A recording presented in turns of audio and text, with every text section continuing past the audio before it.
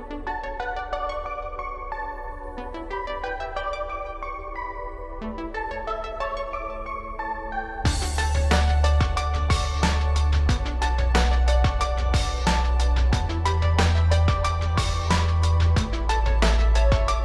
up everyone, welcome back to the Rugby League History channel. Today I'll be doing my tips for round 8 of the 2024 NRL season. Last week I got 6 out of 8 correct. Let's see how many I'll get right this week. Of course, I always do my tips before the team lists are released. I've never really been big on team lists. I get most of my information from the NRL injury list and I go off how I feel about the team. So let's get started with round 8. And the first match to start off this ANZAC round is New Zealand against the Gold Coast. This one's being played at Mount Smart Stadium in Auckland. In the last 10 meetings between these two sides, Gold Coast have won 6 of those.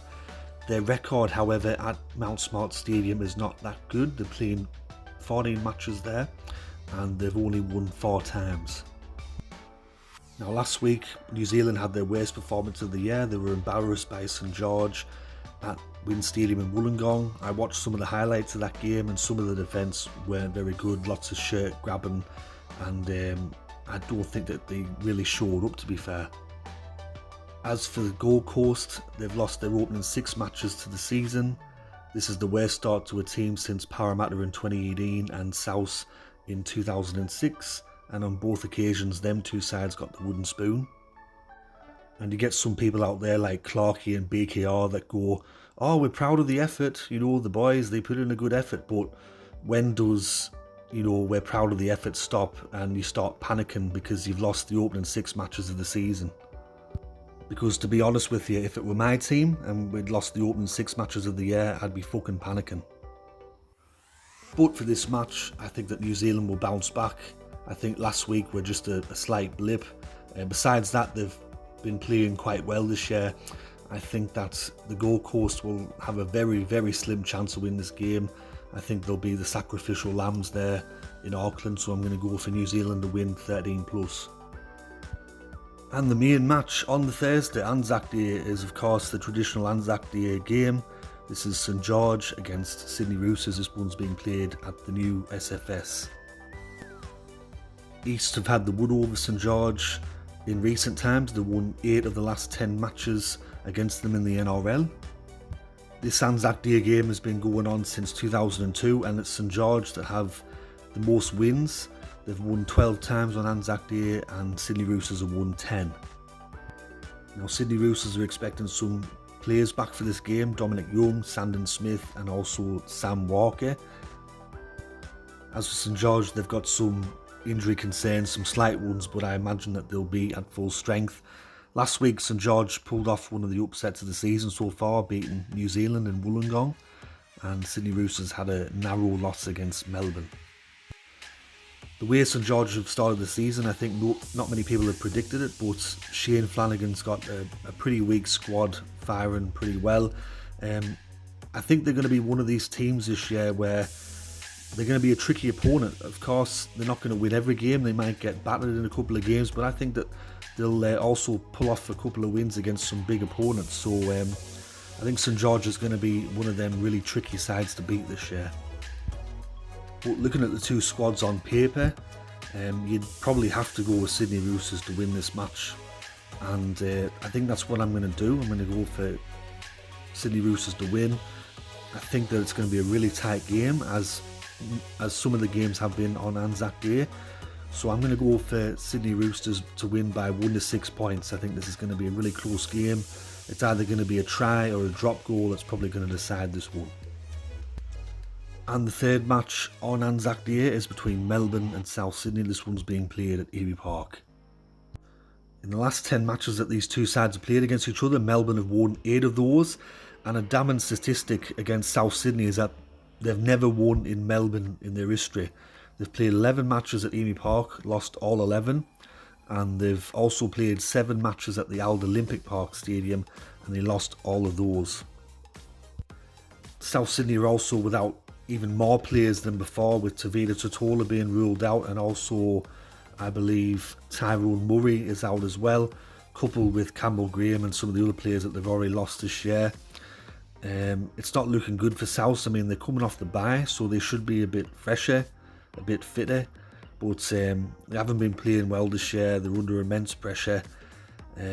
Even when Melbourne haven't been at their best, they're still winning games. So I'm going to go for Melbourne to win this match. I think they're going to win at 13 plus. I don't really hold out much hope for South Sydney. If they were to win this game, it could kickstart their season, who knows. As I said, they've never won in Melbourne, so that's another damning stat. So I'm going to go for Melbourne to win 13 plus. And the only game on the Friday is between Manly-Warringah and Parramatta. This one's being played at Brookvale Oval. In the last 10 meetings, Parramatta have won 6 of those. Overall, Manly have a pretty good record over Parramatta since the two clubs came in 1947. Parramatta's record at Brookvale Oval is they've played 73 matches there. They've won 23 of those. There's been 48 losses and 2 draws. Now, last week Parramatta took their annual game to Darwin, and once again it were against the Queensland team, and once again they were soundly beaten. The first 50 minutes though were decent. I mean, Parramatta were winning 10 points to 4. I thought it was going to be a tight game, could go either way, and then all of a sudden Parramatta just, I don't know whether it was the heat, fatigue, whether they gave up, I don't know, but to concede 8 tries in 25 minutes against a Redcliffe side missing 7 first team players and also Wayne Bennett not being there, it's the most embarrassing loss that the club has had since the Magic round loss against the Scum in 2019. As for Manly, I watched most of their game against the Gold Coast. The attack, there isn't really much of a problem there. However, defence, I think Anthony Seibold won't be happy with that showing, conceding 30 points against the Gold Coast. So going into this game, I mean, Manly can score a lot of points. Parramatta's having issues with their defence and a few other things. Plus, it looks like Dejan Assi might not be playing this game. These two sides met only a couple of weeks ago and Parramatta got a narrow victory. However, Mitchell Moses were there, and it's just really concerning that he's the only sort of main player out for Parramatta and they've just fallen apart without him, which is it's not good. So for this match, I'm going to go for Manly to win at home. They're normally pretty strong at Brookvale Oval, so I'm going to go for Manly to win 13 plus against Parramatta on the Friday. And the first match on the Saturday is between West Tigers and Brisbane. This one's being played at Campbelltown Stadium. In the last 10 meetings, these two sides have won 5 games apiece. Brisbane's record at Campbelltown Stadium, it's almost like a home away from home. They've played 16 matches there, and this includes against Western Suburbs. They've won 11 of those and they've had 2 draws. The last time that they played there were in 2018, where they won 9 points to 7 in a game where the refereeing were absolutely diabolical. I don't know how Brisbane won that game, but they did. The last time that they actually lost at Campbelltown Stadium was in 1995 against Western Suburbs. They lost 28 points to 18. With Brisbane, they had a good win over Canberra, and West Tigers, they had their loss against Penrith.